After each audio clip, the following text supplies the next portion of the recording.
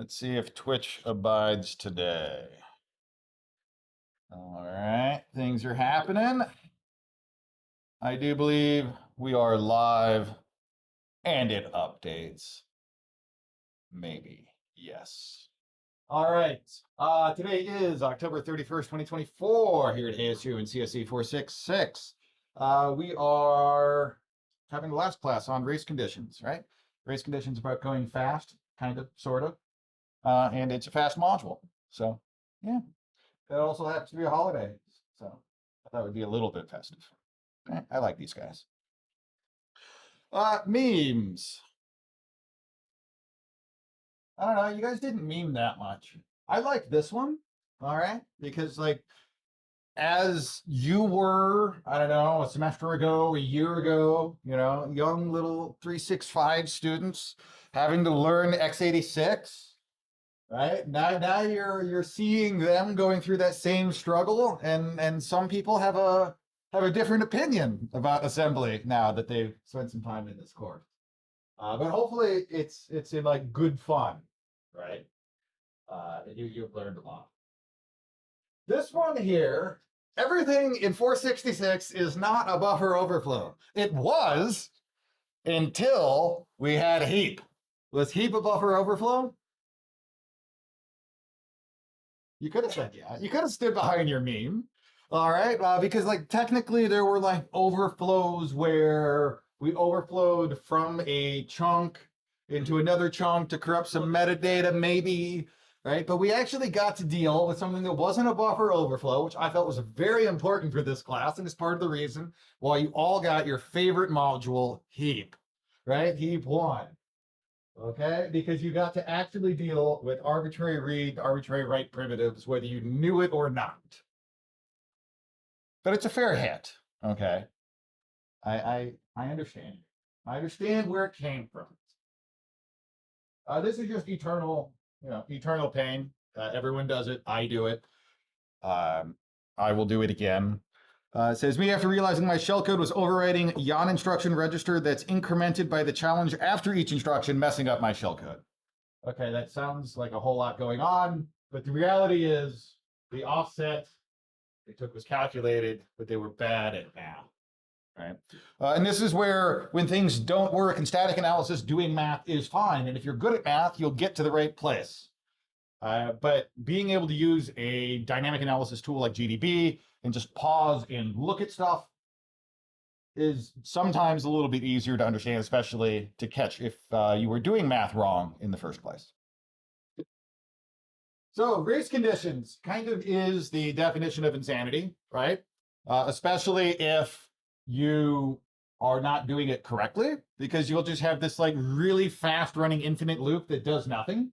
And you'll want to blame, the program or the dojo or something like that, because you're like, it's going to work out differently. I mentioned on Tuesday that sometimes racing isn't necessarily about being faster. You can, in fact, be super slow or too fast. I don't know if that's where that's going, but I'll take it. All right, I'm gonna roll with that interpretation. Course schedule. I mentioned it on Tuesday, I think, but I'll reiterate. The next thing we're going to do is not kernel. It's going to be sandboxing. That should go live tomorrow evening. One thing that's worth noting about the sandbox module, as long as I'm talking about it, is there are, I'm going to say 3, I could be wrong here on the count, pre-recorded lectures that were yon lectures. The last one, so like the 4th one, is actually a live stream of him in class. I plan on, I probably won't get to it by tomorrow, we'll see. I plan on creating a pre-recorded lecture that is more structured than his live stream to replace that final video.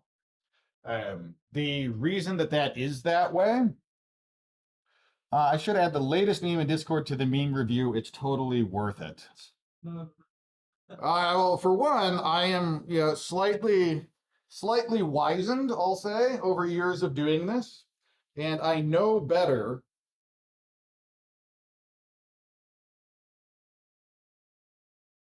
Okay, so something happened. I know better than to pull up Pull up Discord on Twitch. I appreciate the meme. I don't know that it would have made it to the slides. Hopefully you understand why. But the sandboxing, one of the things that we added to that module a while back, not something I added, was we started adding challenges about namespacing. For those that don't know, namespacing is the underlying technology that kind of allows containers to exist. So when we think about how do Docker containers work or any type of containerization technology, it uses this mechanism that's known as namespacing. And so the later challenges of the sandboxing module explore namespacing and kind of escaping that mechanism or ways that that can be done incorrectly. But we don't have like a more rigid PowerPoint presentation style video. So I'm going to try and add that at some point. Somebody says they forgot all about namespacing. I sure haven't. Logistics. I'm just going to rehammer this. The withdrawal deadline is in fact not 12/6. It is 11/6. If you are someone who is considering withdrawing, please make the decision that is correct for you. As after 11/6, there will be a posted grade. There's not much I can do about it. Withdrawing is entirely an admin process. I have nothing to do with it, so you don't have to talk to me unless you want to. I believe it can be dealt with just on my ASU. Don't quote me on that, though. All right, with that, not a lot of slides today. My demo plans, not necessarily in this order. Does anyone have anything else? Take a look at the bullets. Are these interesting things or are these things you don't want me to talk about? You get to decide, all right? I'm on camera, but you're steering the ship. So, is there anything other than these things that you'd like me to cover, touch, get on? No? We like the list. All right. Well, let's see what we can do. So one of the questions I got on Tuesday was, how do I debug something that has a race condition? I don't know what level I want to deal with. 3.0, 4.0. I just need something that has multiple checks and then something in memory. You like 4? Let's do 4.1. All right. I was a bit bamboozled here. I thought 4.0 or 4.1 was something other than what it is. Somebody says signals is interesting. Yeah, I think it's a bit of a bummer. We may end up this lecture may be your first introduction to signals, but if it is, I'll try and do it right, assuming the dojo wants to cooperate. All right.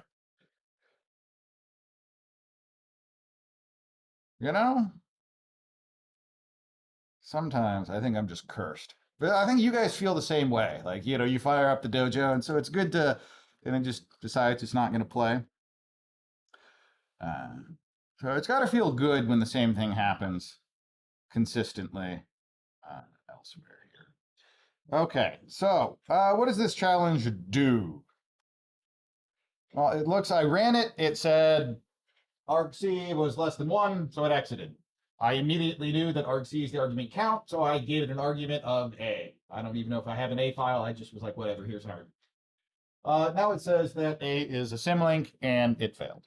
So we have some idea of what's going on here, but let's take a look at it in IDA and GDB. I think IDA will give us a better high-level view, unless you guys really want to stare at assembly.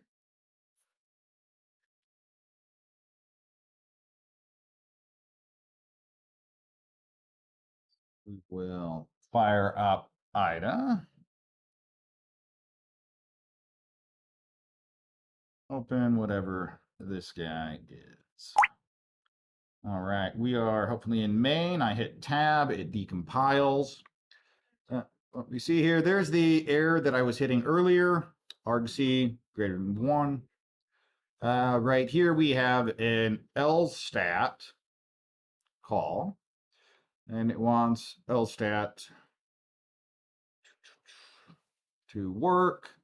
It's then going to check the buffer that lstat stores its data in.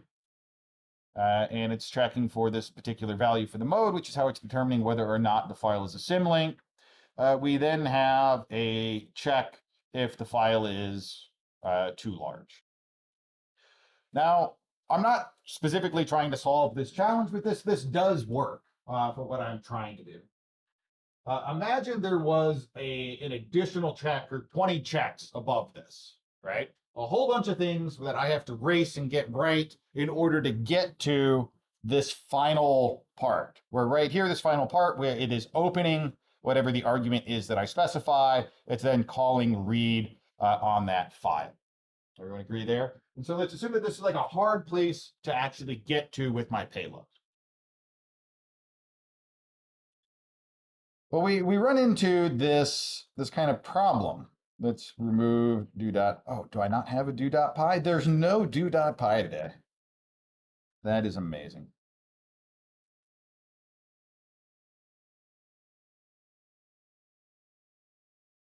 User bin env Python 3 from pwn import star p equals process challenge.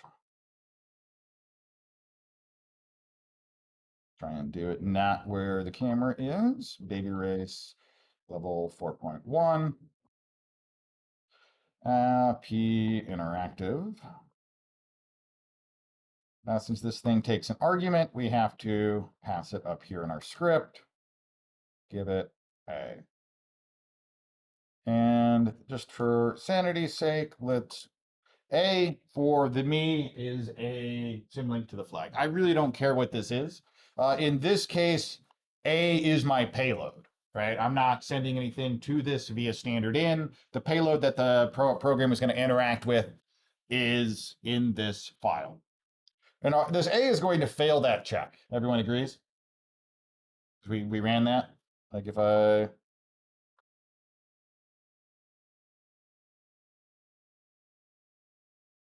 Right.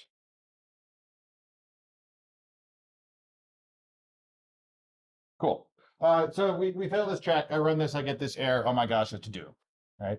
The only way that I could possibly get here is if I was racing and I had multiple things going on and many processes doing all this insane stuff. But if I'm doing this insane stuff, it's really hard to attach GDB, right? Anyone have a strategy to kind of deal with this? I'm sorry? Pass in an empty file or just a file which with 4 or 5 bytes of data, which is less than that. Okay, so you're answering the direct scenario. For this literal scenario, you are correct, right? But let's imagine that for whatever reason, I need this to be a symlink to A, right, at the end. Because there's some race thing going on here. And so I have this situation now where I can't really attach a debugger on the exact scenario that I want. So instead, what I'll do is I will run the program here as we have in the past, just GDB debug, whatever the heck.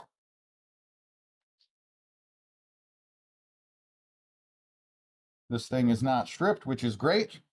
What I would do is I would look at where is this check that I'm failing. Well, there's a call to lstat right here, and I could use IDA to inform me, right? If this was stripped, I could do that same approach. But what I really care about is where is the comparison that I'm going to fail. That comparison is probably this thing right. No, I don't like that one. Where's the comparison? CMP. Okay, so this first comparison is the check for -1. That's the call to lstat. It's looking at the return value. That's this right here. the second check is going to be whatever this is, and this is where it detects the symlink. So it's comparing for A000. And that is what we see right here. So I really want to set a breakpoint right here, because this is the point where I'm going to fail, right? And what is that? 322, I think? Yes.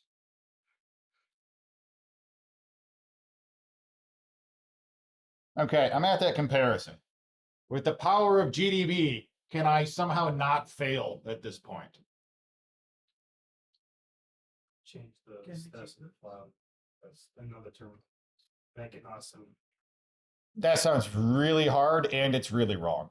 So the statement for Twitch was, well, right now we're paused. I could change the state of the file. I could make it not a symlink, right? I could try and do my race. And A, that sounds like a lot of work. B, what the comparison that's happening here is after the LSTAT call, right? I am at this if, which means it's already made its determination in memory what's going on. There's a couple things I could do. I could change, well, what is the value of this buffer, right? I could just, because I have GDB, I could make this just not be false or not be true, right? But to me, what makes a lot more sense is if I just set rip to be the next instruction, right? So actually, I don't want to be on this compare. I'll be at this jump not equals, right? And instead, I'm just going to say set rip to be main plus 0149 main plus one. Oh, yeah, that is hex. Okay, let's make math work. Okay, then if I run context again, look, it's suddenly false. We did it, guys, right? And if I need to then examine memory, right, or think about like I need to be at this read call. Is there anything else blocking me? Well, there's this check for the comparison of size. Where's that? That's this check right here. So I could break at main plus OX163. Except I can't type.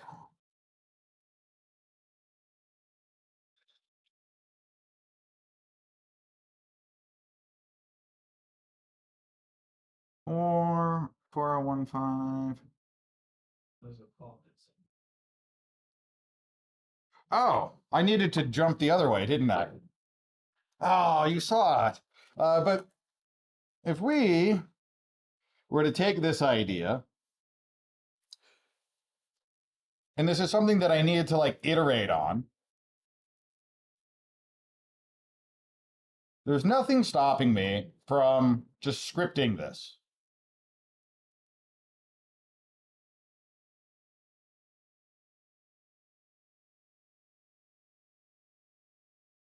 Maybe. Just my own typing. That will stop me.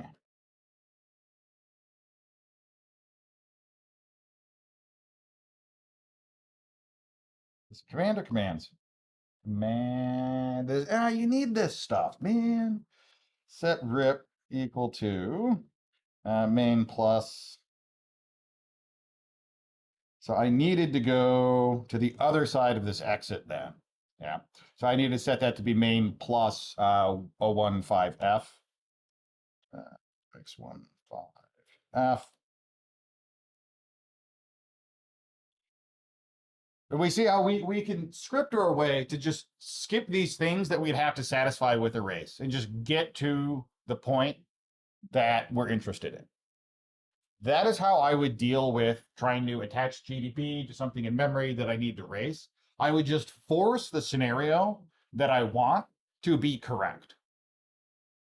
Does that make sense? I don't think you really need to do this for any of the challenges, but it was something that was asked a couple times. Yeah? What is commands do? So in GDB, the question is, what is commands? We'll find out if I did this correct.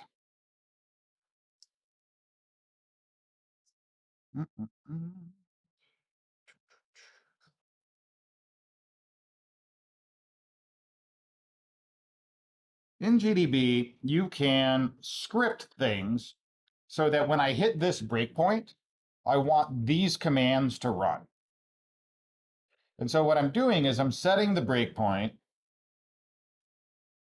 Yeah, okay, it is commands. I didn't get it right. If we look at info break, when this breakpoint is hit at main plus 322, we will set rip to be main. So whenever rip is there, we break, it's GDB is going to automatically set rip, and then it's going to continue, right? Because I don't want to do that by hand every time that I run GDB, especially if there's like one point that I'm interested in. It can be really annoying. That means that this is probably not main plus 322, but like main plus hex 322. Boom. We can automate these steps. All right, because now it's going to do that every time. And then, so I would script my way around the race is what I would do. Again, I don't think it's really needed, but it was something that people asked about. Okay, this other question was something that happened immediately after the stream. So I had this cool, I thought it was cool, demo where I was writing this really crazy fork thing. So an IM speed, X, and I had this. Remember this thing? And one of the comments I made was one of the reasons that this was easy is because I had a printf right here. Well, somebody said, well, what if you don't have that printf, Robert? Can you do this? And I was like, that's a good question. And I told him I'd look at it that evening, and then I didn't. Instead, I looked at it this morning. And the answer is, I think I can. And I'd like to show that just as proof. Okay. So I've compiled it with the printf commented out. We're going to clean up this code because this is actually a really, really ugly looking thing. And we're going to try and write cleaner code.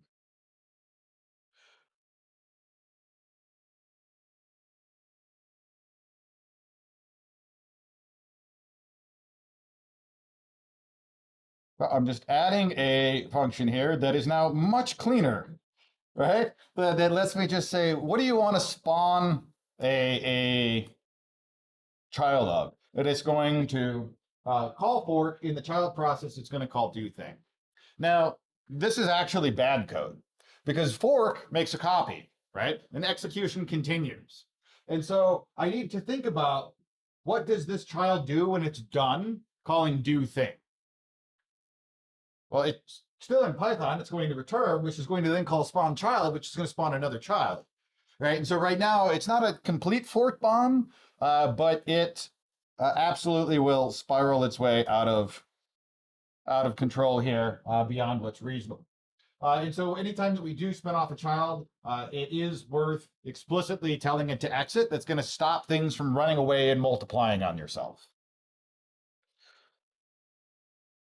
I'm going to have a second argument, children. We're going to say for I in range children. This is going to allow me to have many. Let's go with 4. Now I have to remember what were the magic numbers for this chow. Looks like it was 0 and then, oh, I'm sorry? 0 and 30? And I realized something about this race as I was looking at this earlier. There's actually, I'm not going to go down that rabbit hole. We'll go down that rabbit hole in the next piece of code. Okay. Now, one of the things that you probably saw was my code kept being really messy. Right? Well, why did that fail? Why did that do nothing? I spawned all of my children. My old one worked. So the parent process is not waiting for the child, right? I'm spinning off these children and then I'm just immediately done. And then I get this noise when the children are finally done. Well, that's kind of a mess. We can, in fact, do better. So what I'm going to do is every time that we fork and we have this PID, if I'm in the parent, I'm going to have a child PIDs list. We'll append the PID.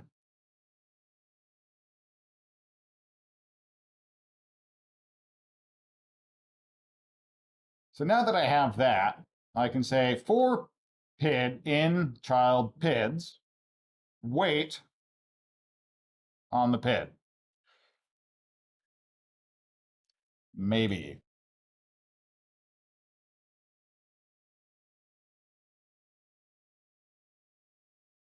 POSIX wait will take no arguments. Fine.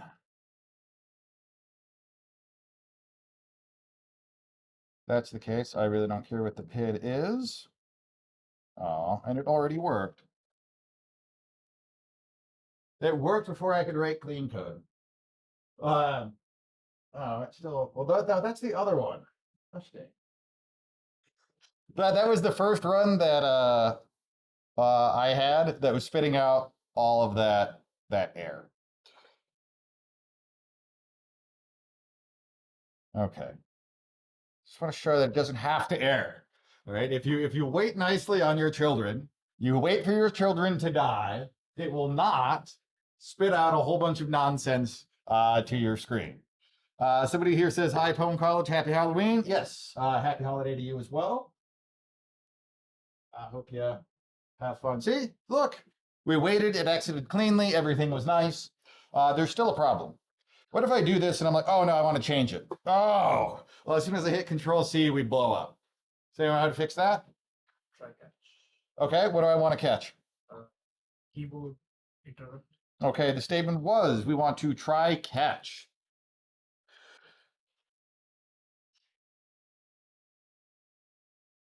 Except in Python, it's try except. I'll take it though. What is it? Keyboard interrupt.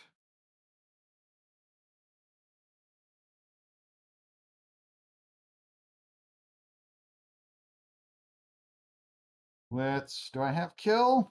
Kill, I do not. So this kind of goes into signals. If I get the keyboard interrupt, who gets the interrupt? What process? Because now I have 9 processes here. I have my Python code that's running, and then I have 4 child processes that are spamming 0, or spawning a challenge process and spamming 0. Then I have 4 Python processes that are spawning challenges and spamming 30. The parent process gets the keyboard. Right, the parent gets the keyboard interrupt. So what do I want to do with these children when that happens? Kill. I want to kill them. All right. So we can now say for PID in child PIDs, kill PID. Did I import kill? I did not. I think it's in OS. We'll find out. And I don't just want to kill the PID. I want to aggressively kill the PID. So I'm going to use kill 9. What is this 9?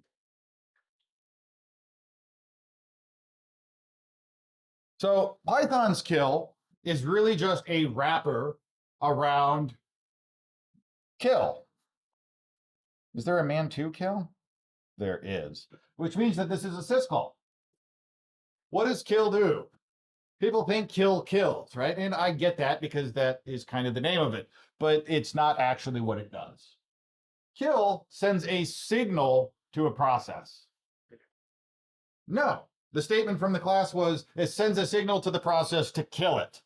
And that is not entirely accurate.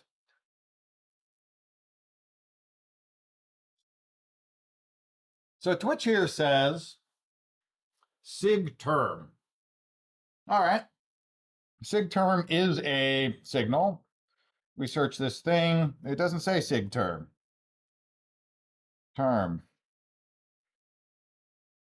It's I would have expected it to be hiding in here, but that's because we're looking at a syscall, right?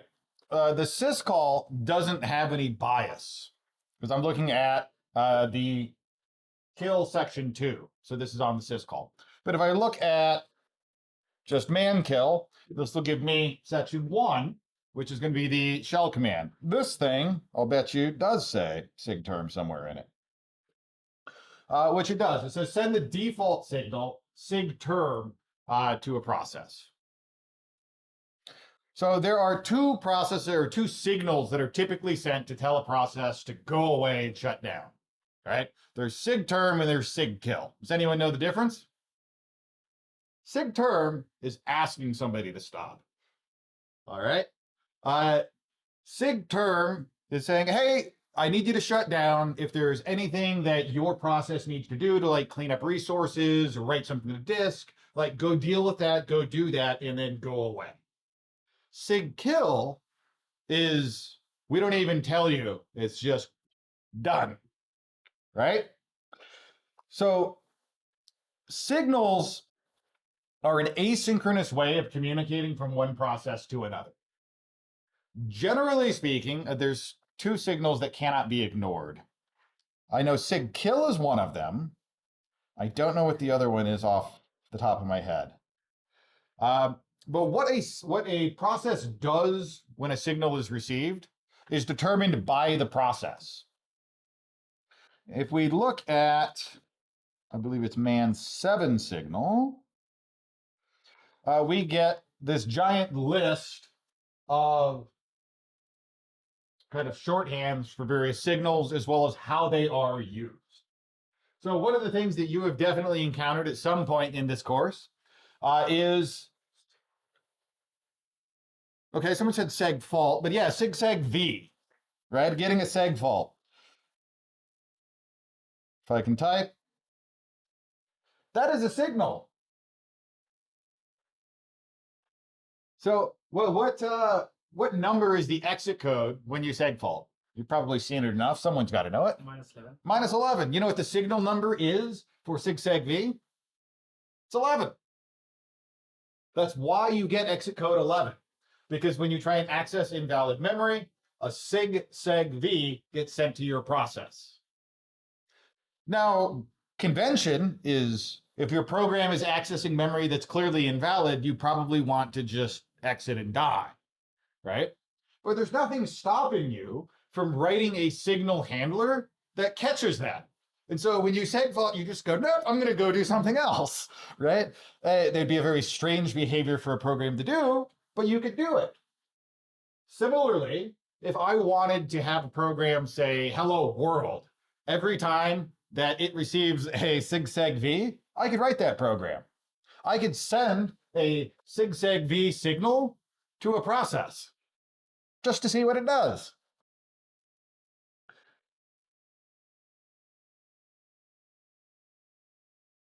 Let's see, does this thing, I need something that pauses. Let's do that.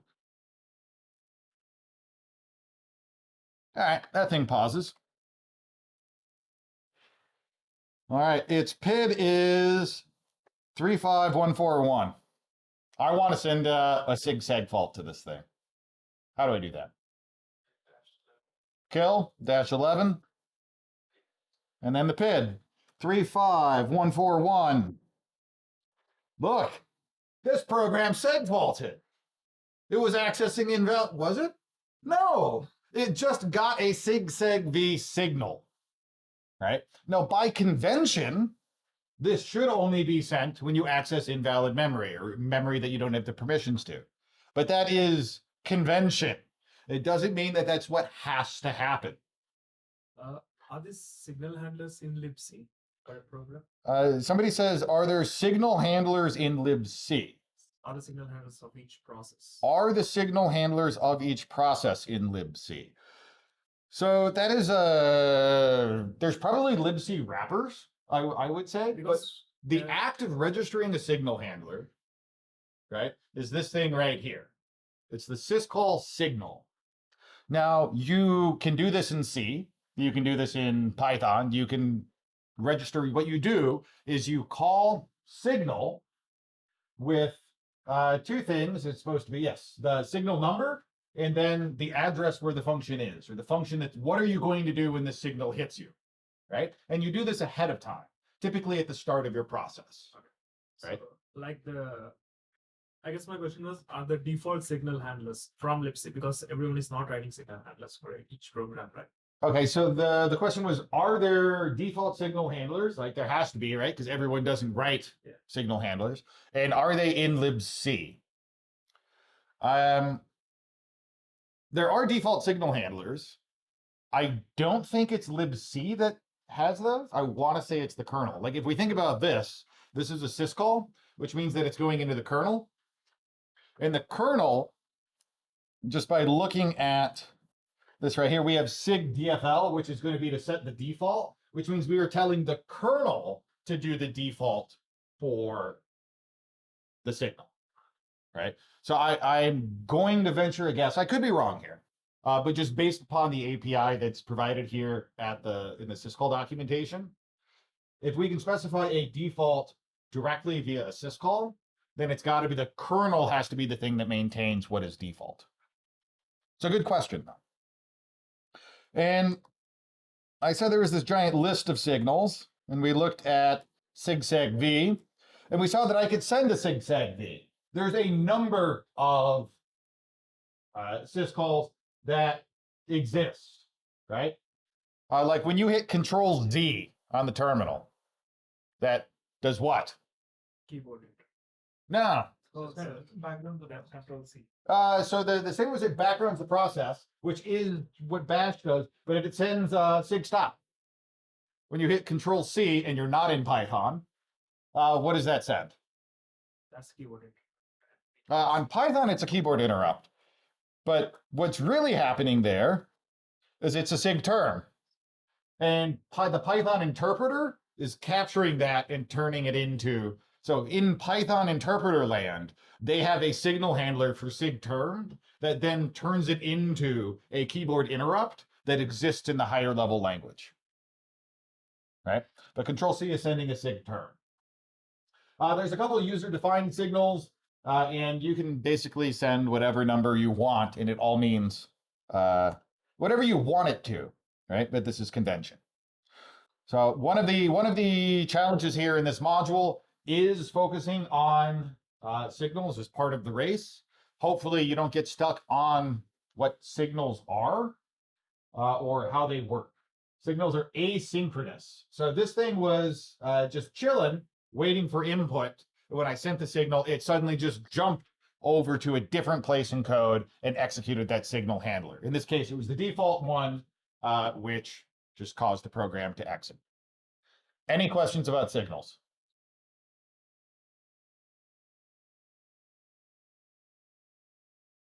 Somebody says it is just an abstraction in the kernel, though.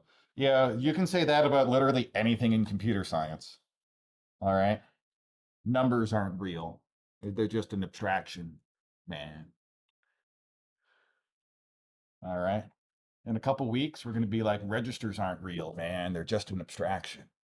Oh, wait, what do you got? So some of the signals, there's like user-defined signals.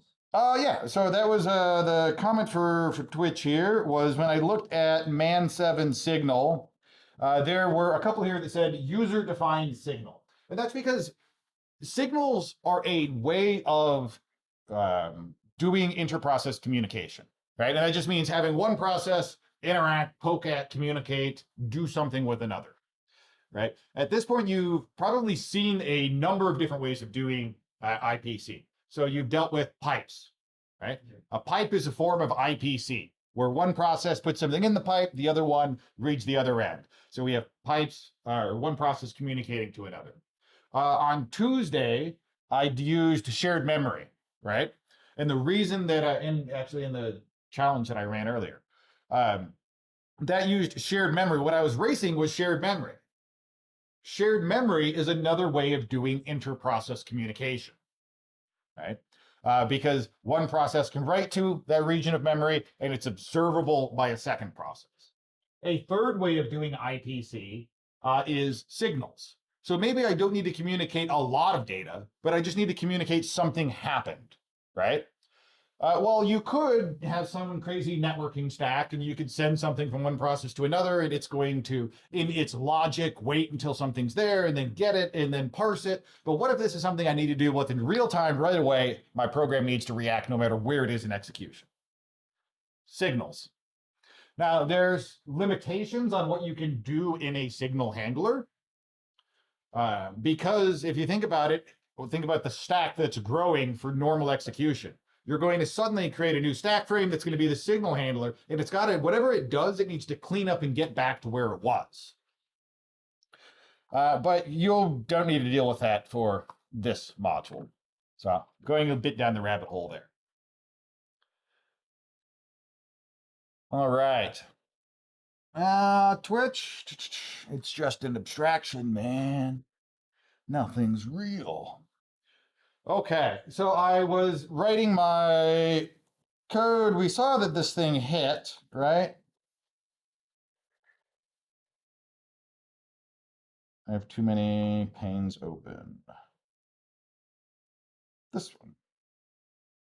So I have that now. We run my do.py. Hopefully I win this race. I might not. But you see that I'm still using that same strategy now, where I have many musicians that are just banging away with 0, and I have many musicians that are just banging away with 30 here. One thing that I may need to do to hit this is just run it for a longer period of time. So let all of them play longer, because I'm just waiting for this to perfectly line up such that it hits. It is a much tighter race, but it totally is something that you can do. So what he says, when a signal handler is defined, if a signal is received, though I'm going to say does the signal handler run in a separate thread or the main program thread? So that is a good question that goes into a deep level of nuance. If you are a single-threaded program, it'll be in the main thread. If you're a multi-threaded program, it is actually not defined, at least in C with the pthread API. Way more than you need to deal with in this class. But so yeah, when you send a signal to a process, not a thread. And so if you send a signal to a multi-threaded process, it's actually undetermined which thread receives that process or receives that signal. All right. So, did that hit? Of course not. Of course not. Did anyone see it hit in the air earlier? Okay, I got a head nod there. I'm gonna take that as a win. All right, it's recorded for a reason. Yeah. Okay, I'm gonna skip this multi-state checks for now. It's just a harder race to hit, and since I'm not hitting the easy, okay, we hit the easy race. We did do it. It's just a harder race to hit. So I'm going to save that for the tail end if I have time. We talked a little bit about signals. So let's talk about why temp is not your friend in this module. Does anyone ran into, hey, I'm trying to create a symlink in temp, and then my symlinks don't get accessed by root, and it's a giant troll. Why didn't you tell us? Yeah, I'm sorry, guys. Okay, so see if I remember. What am I thinking of? Proxys FS protected symlinks. All right. Can anyone tell me what proc is? I've used it a couple times now. Talked about it. I think proc is awesome. Proc is not a real file system. All right. Proc is a pseudo file system, and everything that you get from proc is generated by the kernel at the time you access it, right? And so what I'm getting here when I say cat proc sys /fs protected symlinks is I'm getting a kernel configuration setting, saying, does the kernel have this protected symlinks thing enabled? And it says 1. And you're like, well, that's pretty useful, right? If we look at the man page for proc, which is a giant man page, Oh, it's Proc 5. I don't know what Section 5 is. I'm curious now. Because I knew there were other numbers, but anyways, we were looking at protected symlink. If we search this thing for this Proxys FS protected symlinks, it tells us that when the value in this file is 0, there are no restrictions placed on following symlinks. Well, that sounds great, right? The problem is that it is not 0, it is 1. So when the value in this file is 1, symbolic links are followed only in the following circumstances. And this is a bit of a mouthful to like think about and get what's going on, but we'll read it. It says the file system UID of the process following the link matches the owner of the symbolic link. And then it references another man page that we're not going to go down. I hope we understand what UIDs are and who a file owner is. It says the link is not in a sticky world writable directory, or the symbolic link and its parent directory have the same owner. It says the default value in this file is 0. However, setting this value to 1 avoids a long-standing class of security issues based upon time of check and time of use involving symlinks. What were the first half of the challenges in this module? Time of check, time of use, exploits that use race conditions, abusing symlinks. So this is very relevant.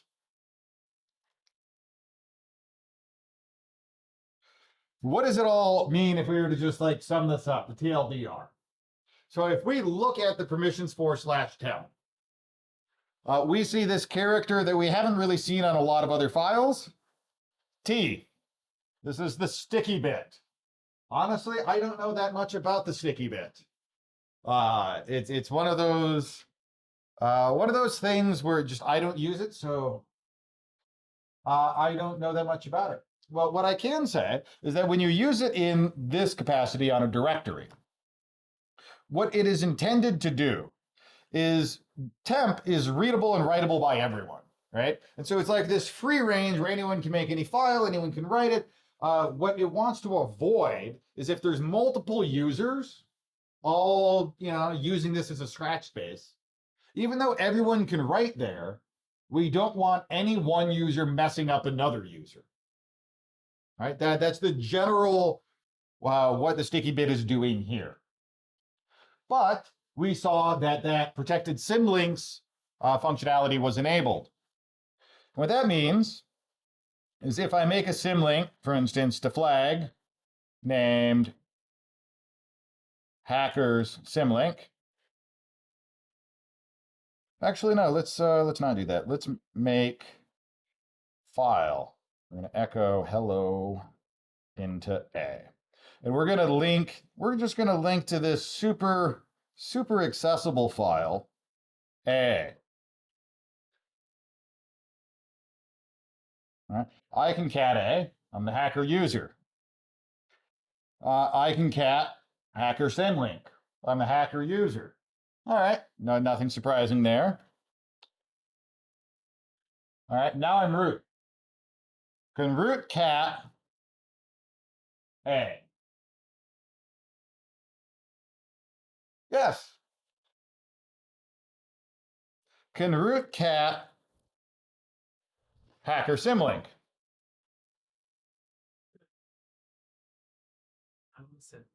Somebody says they want to say no, right? No. There's got to be a reason I'm baiting you here. Why am I talking about all this nonsense? And the answer is no, right?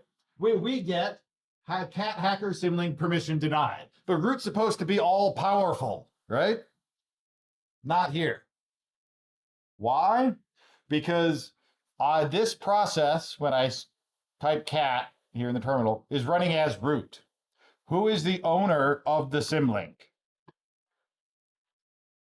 Hopefully I can still at least do that. There we go.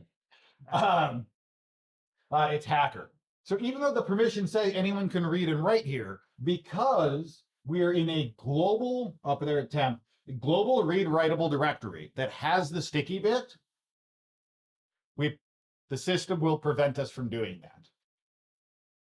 Now, one way I can get around that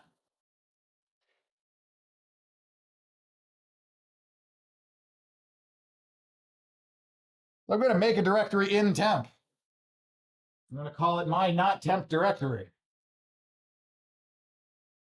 Let's go into here and let's make a symlink to temp A, and we're going to call it hacker's second symlink. All right.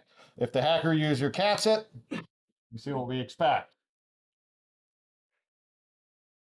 If I'm root, and I do this, what do you think is going to happen now and why?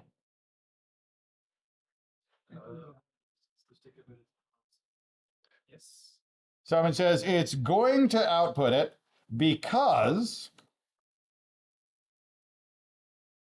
the sticky bit is not set on my not temp directory.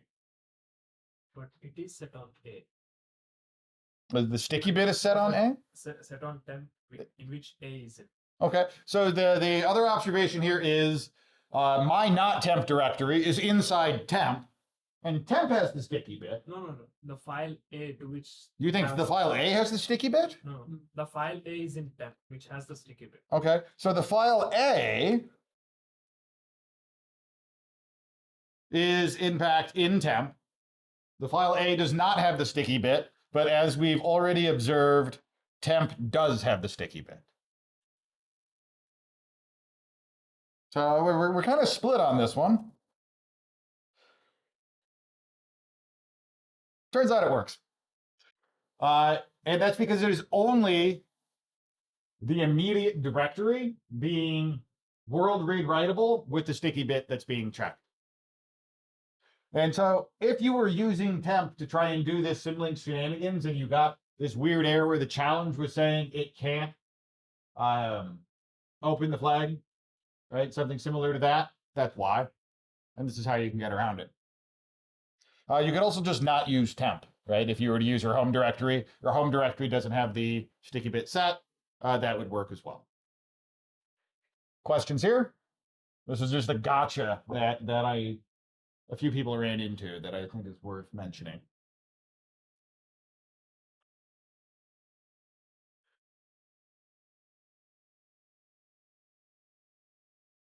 Somebody says we're awesome. I think we're awesome. Somebody else says, I like me a hard link. Yeah, hard links are cool, right? The problem with hard links is if I try and hard link, for instance, flag to hacker's third symlink, what's going to happen? I'm the hacker user. I'm trying to create a hard link to the flag file. Someone had to have accidentally tried this at some point, right? No? You guys need to be more adventurous, all right? That's why we have the dojo. Like, worst case scenario, you melt down the environment, and then you just hit restart challenge. It turns out you can't do that, right? You can't create a hard link to a file that you don't have permissions to. Otherwise, yeah, hard links, they could be cool. I've never really needed to use them.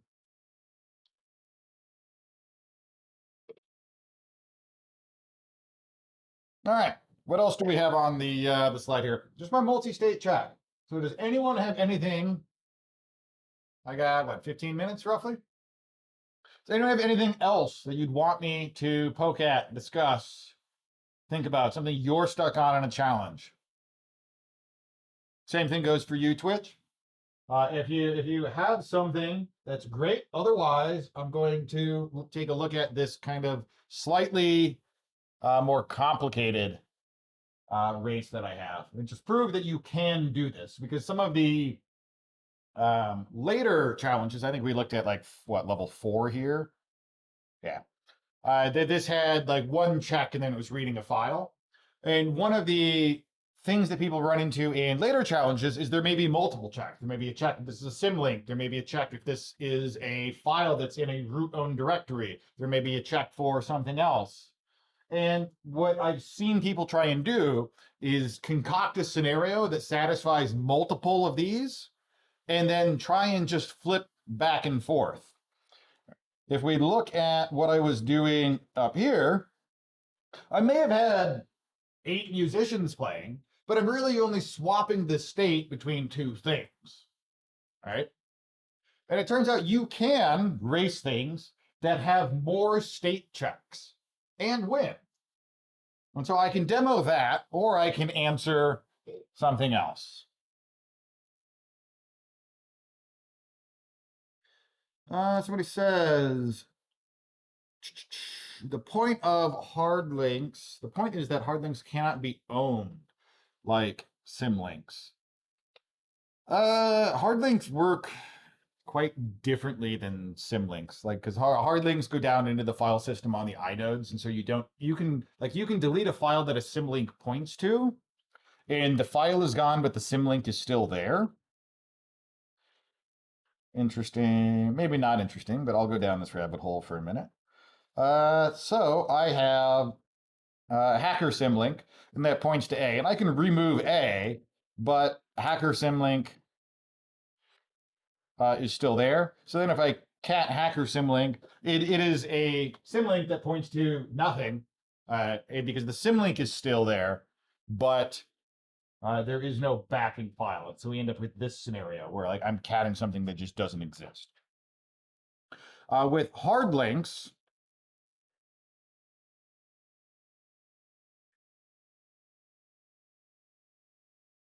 I have to do it the other way around. A, B. Let's see here. What do I want? Is it LS?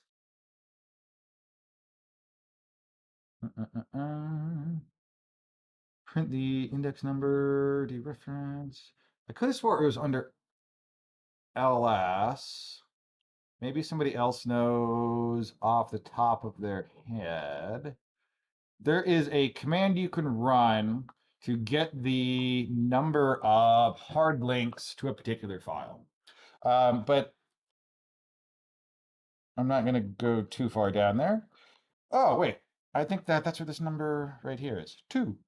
I wasn't horrifically off. We man ls link. Does it tell me the output?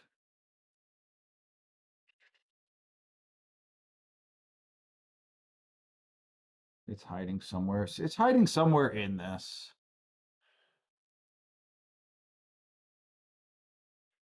We'll find out real quick. So I'll remove A, we'll LSL B, and we see that number is decremented to 1. So I couldn't find it in the man page, and I was right, it was in LS. So this number here is the number of hard links to the file.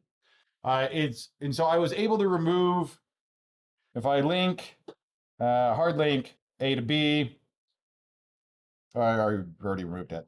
Hard link B to A, and then I remove B, I can still access the underlying contents because the file isn't actually deleted until the number of hard links, which is this number right here, goes to 0.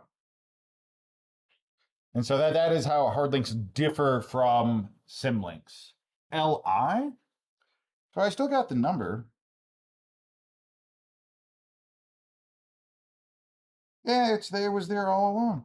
Oh, is that the actual inode?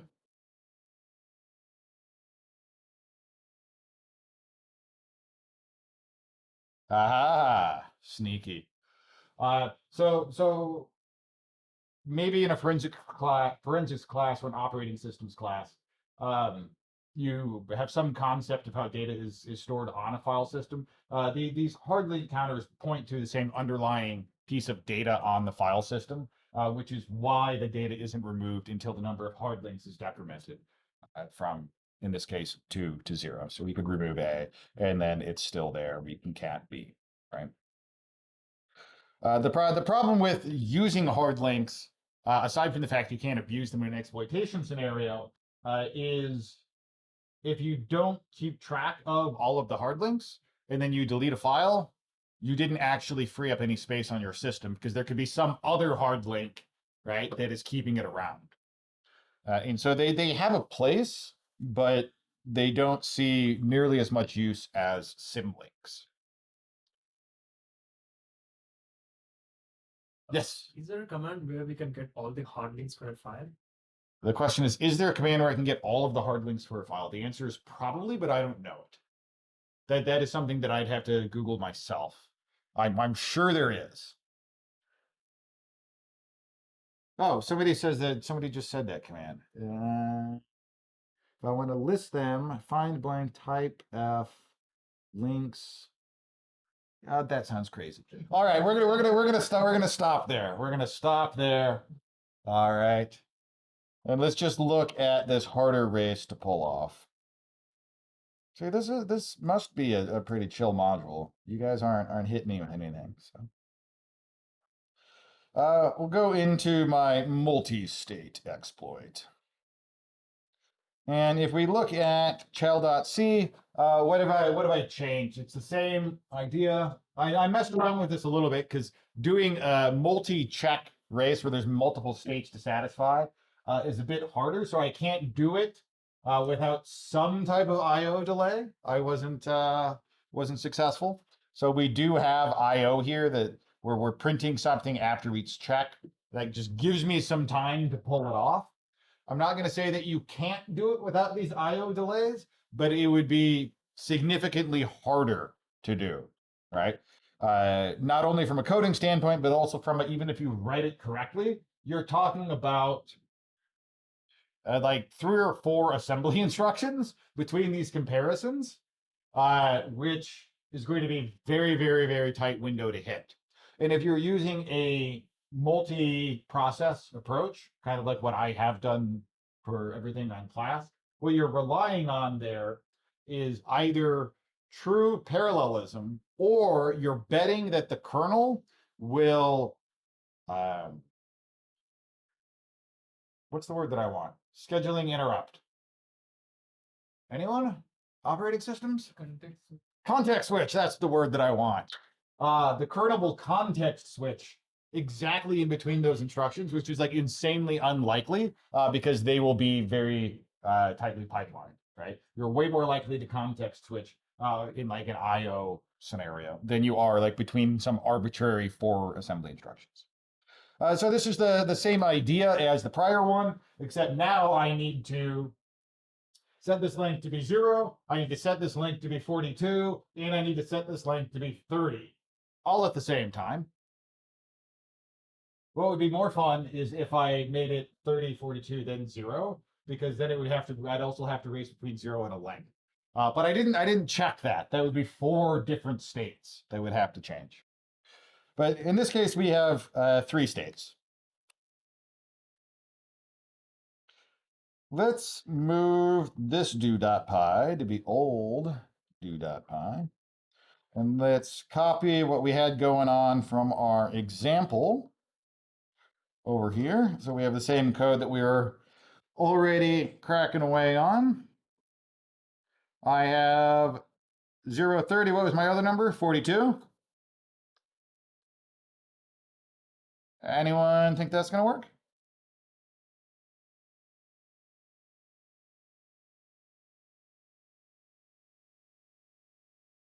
Maybe.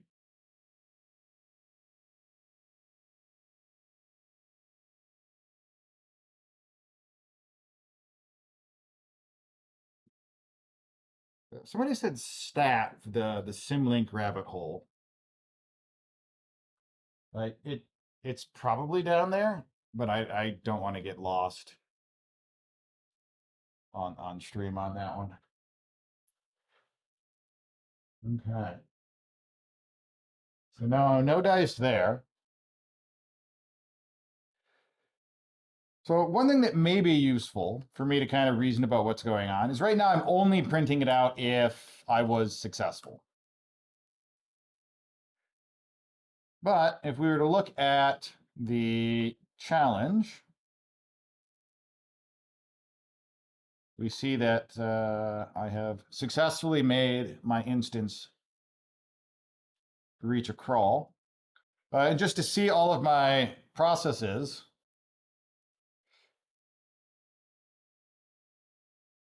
maybe. What we see here, I did PSAUXF. This is bash. This is my parent process. these are all of my child Pythons that are spinning off challenge instances and playing around, right? Which is why my Dojo instance is now grinding to a halt. Oh, I did get it. I just hit it. I didn't even have to reason about it. I just needed to be patient. But something I could have done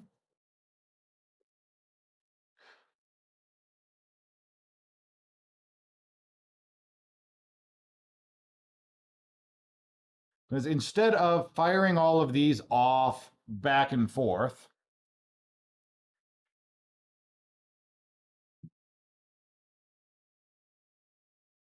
I was going to check if pass was in out, then print out. Because the challenge at those midway points will print out pass. And let's run this. Let's have less so that I'm not grinding to a halt. Let's do like 2 of each.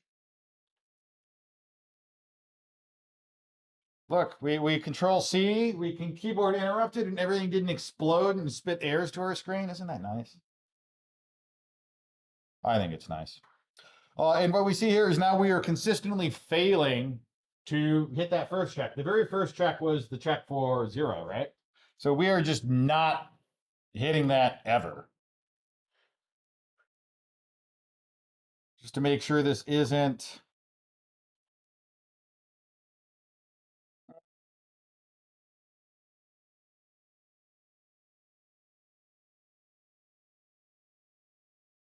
Okay, so we occasionally getting to the second check, right? And this is how having a multi-state race is just going to be a harder thing to hit. And so you either want to kind of do the million monkeys in a room on the typewriter trying to produce Shakespeare, which is why I started off with four at once here, because then there was just more monkeys banging and changing numbers, and so this value was just extremely hot and changing. Or you have to tweak with the timing, and we could add a sleep up there between we launch this. I could change this from being spawn 2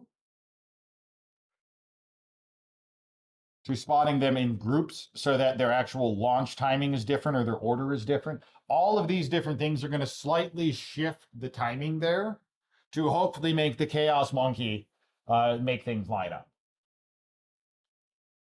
Did one of them hit? There's something nice up there. Nope, I'm just delusional. Oh well. That's all I got for you guys. I got 5 minutes left.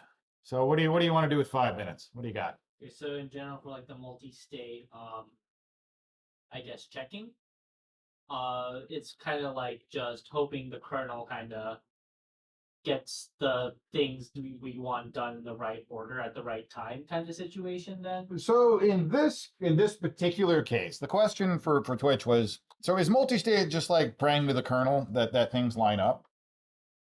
The answer is kind of, sort of, but not really. So on the challenge instances, and this is obviously subject to change, each of you can use up to 4 cores. That means that you could, in fact, I hear somebody laughing, yeah.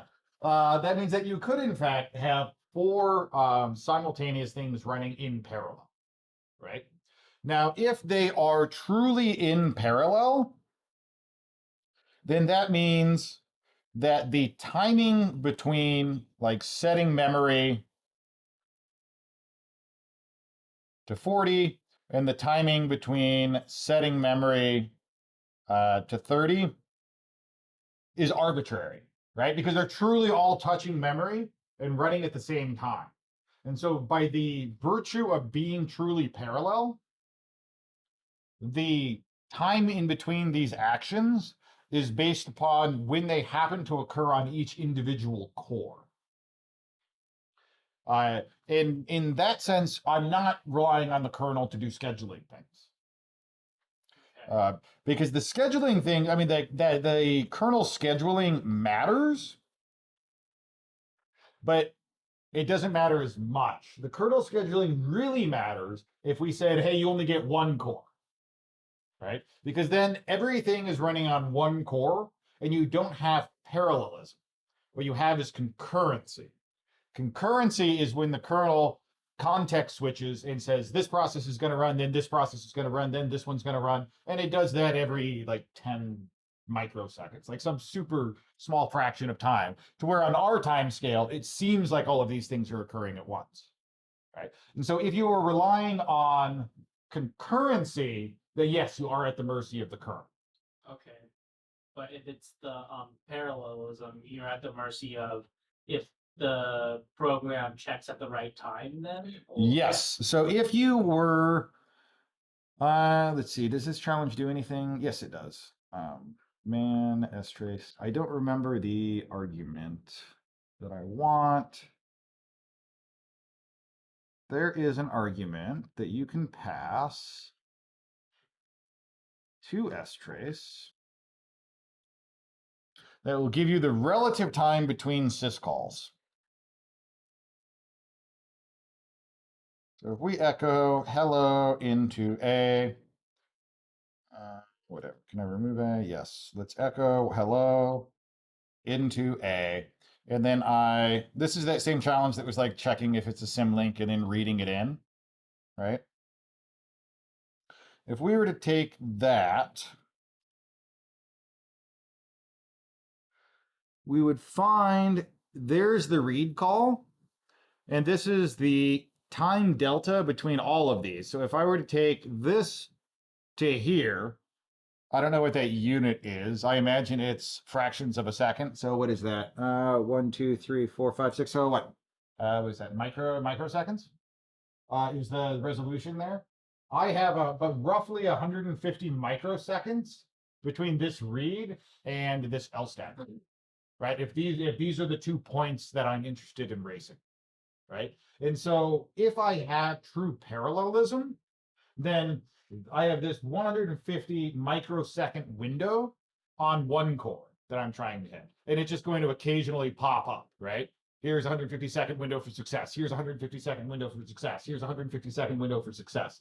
The other 3 cores are just like, is it now? Is it now? Is it now? And they're all just trying to line up with that window. And if you have true parallelism, then it's just kind of the random run times of all of these things occurring on each core, where it should line up right there. Like, because you have to realize that we can execute all of these processes in fractions of a second, right? So within 1 second, we may have 100 executions. And so when you put that into context, if every second I have 100 chances to hit this window, and I have 3 things in parallel that are trying to hit it, that means every second I have 300 attempts to hit this window, right? Now, if you do not have parallelism and you just have concurrency, then what you're betting on is in that 150 microsecond window, the kernel is going to say, you know what, you're good. We're gonna put you on the back burner and run your exploit code. And not only that it's running your exploit code, but it's running your exploit code at the point that is going to interact with the state that we're interested in. And in terms of just like kernel, in terms of currency, just in terms of kernel, like exploiting when we wanted to, could it also decide like in our exploit code, yeah, let's just run that first line and let's go back to the challenge binary? So the kernel can do whatever it wants. We'll see a little bit of this in MicroArch. Are you familiar with the yield? What is it? Is it man 3? There's no yield? Where does yield live? Or do I not know how to spell? No, I do know how to spell. Okay, so there's this concept when you talk about concurrency of yielding. And that is saying that, hey, I'm good for right now. And you inform the kernel that, hey, I don't need a lot of CPU. Like, kick me to the bench, coach, put somebody else in. And so you can suggest to the kernel, hey, I'm good. But that doesn't mean that the kernel is going to listen to you. Generally speaking, what the kernel is looking for is if you are not using CPU, right? So we'll see in MicroArch that IO is really slow, or we'll see that IO is, we all hopefully know IO is slow. Like we're going out to disk and reading a file is insanely slow compared to doing compute on the CPU in registers, right? But even going out and touching memory can be slow if you have to go and retrieve something compared to how fast the actual CPU is running. And so that is kind of what every kernel has their own algorithm where they're analyzing, what is the performance characteristics of a process? How long is it actually using the CPU? If I give it, I don't know, 100 microseconds, how much of that is it actually using CPU? The kernel is constantly gathering stats on things that are running, and that influences how it prioritizes things. Okay, just like one last question for like threading here, right? So you can have like an approach to these is like multi-thread and have all these threads just kind of throw data at the challenge, I guess, or throw around symlinks for certain challenges, or certain change states of things to bypass checks, I guess is the best way to put it. A fork does that, right? Or this fork will just So it's I'm gonna sound a little pedantic here, but it's I think an important distinction. There is a big difference between a thread and a process. All right. Particularly when we're talking about Python. I mentioned on Tuesday that Python threads are not real threads. I specifically used terminology parallelism and concurrency. Python threads on older Python interpreters, which I believe is what's still installed on the Dojo, Python threads are not parallel. They are concurrent. Okay. And so I talked a little bit there about how the difference between having parallelism and concurrency influences your odds of hitting that window. Using Python threads will make it much harder than it needs to be. That's why everything that you saw me do in class, I was calling OS fork, which is going to create an additional process. Okay, and we use the other available cores on the system. Yes. So in the general sense, you're not wrong that like threads should offer parallelism, but specifically Python threads do not. Okay. It's a recent change, like Python, latest Python that's out right now. I believe Python threads do offer parallelism. There's something called the GIL that is a technical reason in the implementation of the Python interpreter. If you want to look it up, it's a global interpreter lock. It makes sure that no shared resources are used by Python threads. It's to prevent race conditions within the interpreter itself. The latest version of Python, I believe, has had the GIL removed, but I don't believe that's what's on the Dojo. Okay. And so you want to have the greatest odds of success. You want parallelism, which means for right now, a good way of saying it is if I'm writing Python, I want processes. Okay, so you want to form processes. Yes. Got it. Good question, though. Oh, somebody hit me on Twitch. I was searching for the wrong thing. I was just typing yield. The actual syscall is schedule, which is to what you can call inside your process to give a hint that, hey, I'm good, put me on the bench for the kernel. When we were talking about kernel scheduling, Okay. that's the syscall that you can use. All right, with that, I'm out of time. Hopefully there was some good stuff there. I will see you guys on Tuesday. All right, goodbye, good luck.